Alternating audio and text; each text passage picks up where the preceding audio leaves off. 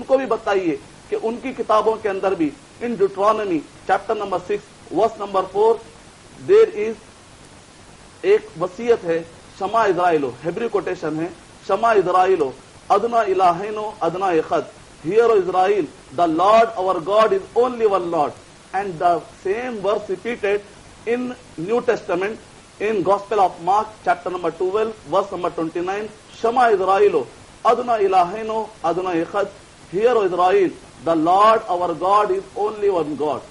और by name Mohammad सल्लल्लाहु अलैहि वसल्लम का लफ्ज और नाम ओल्ड टेस्टामेंट में आया है, जिसको यहूदी और क्रिश्चियन दोनों मानते हैं, और उनको बताया गया है कि मोहम्मद सल्लल्लाहु अलैहि वसल्लम के बतलाए हुए तरीके के मुताबिक जिंदगी गुजारना चाहिए. इन ड्यूटरॉनमी chapter number 18 verse number 18, in Song of Solomon chapter number 5 verse number 16, there is Hebrew quotation hikku mamittakin ve kullu muhammadin zehude wa zahriya baina Jerusalem. Mohammad सल्लल्लाहु अलैहि वसल्लम का वर्ड आया है. तो जो कोई भी त्यौहार कुरान और हदीस से टकराए या शिर्क की तरफ ले जाए, एक मुसलमान के लिए इजाजत नहीं है कि वो उसमें अटेंड करे, बल्कि मुसलमान की रिस्पॉन्सिबिलिटी है कि वो उनकी किताबों से उनको जहन्नम से बचाने की फिक्र करे, उनको हक की तरफ बुलाए.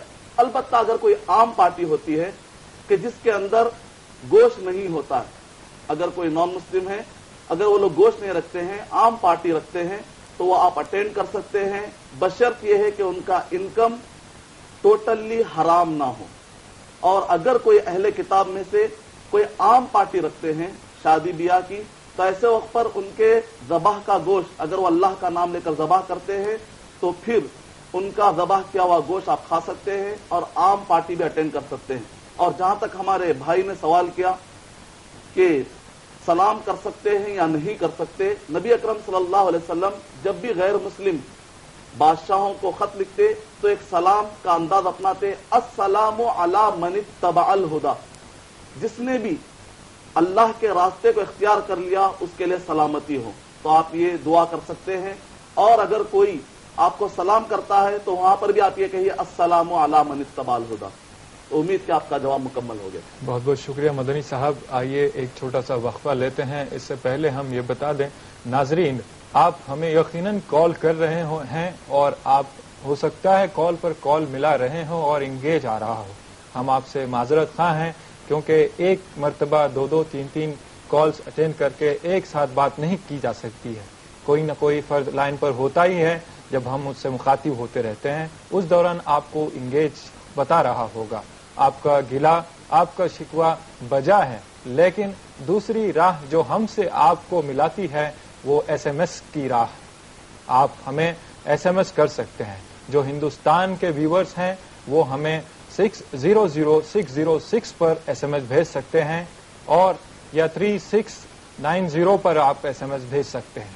और जो व्यूअर्स जो बैरून मुल्क हिंदुस्तान से बाहर जो देख रहे हैं उनके लिए हमारा एसएमएस नंबर है 4412. तो नाजरीन, वक्त होता है एक छोटे से वक्फे का. फिर मुलाकात होगी ब्रेक के बाद.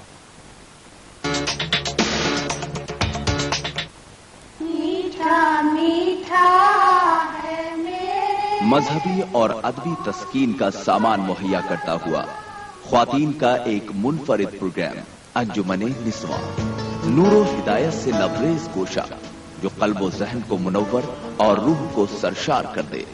तर्ज़े इस्लाम के मुताबिक मस्तूरात की जिंदगी का गिरा कद प्रोग्राम अंजुमने निस्वा, सिर्फ ईटीवी उर्दू पर.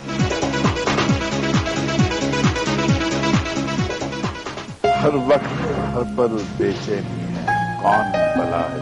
बात वो जो आप सुनना चाहते हैं. मंदिर वहीं बनाएंगे, नारा अभी भी वही है या कुछ सोच पर? बाबरी मस्जिद के डिमोलिशन पे मुझे कभी न नाज था, न कभी नाज है, न कभी नाज रहेगा. आमतौर पर मुसलमान भारतीय जनता पार्टी से बहुत दूर रहता है. एक गुजरात ऐसा ब्लॉट है जो कि कहीं न कहीं हमें नुकसान पहुंचाता है. गुफ्तगू उनसे जिन्हें आप देखना चाहते हैं. एक सियासी गलती की वजह से कांग्रेस पार्टी अभी भटक ही रही है. बार बार कहता हूं कि हिंदुस्तान का मुसलमान बन जाए तो हिंदुस्तान की तकदीर बदल जाएगी। बात जो सिर्फ बात ही नहीं, आपकी बात है। देखिए, जब मैं बच्चा था तो मेरी माँ एक मुसलमान खातून थी। खास लोगों से खास बातचीत। स्टूडियो में हिंदुस्तान के एक बड़े माने जाने टेररिस्ट बैठे हुए।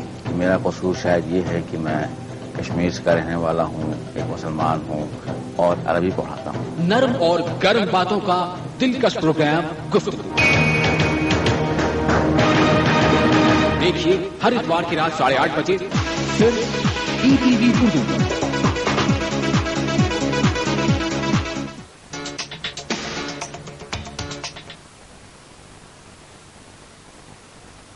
नाजरीन, एक बार फिर बता दें, हम आज का जो उन्वान है गैर मुस्लिम माशरे में मुसलमानों के किरदार से मुताल्लिक बात हो रही है इंसान से इंसान को मिलाने की।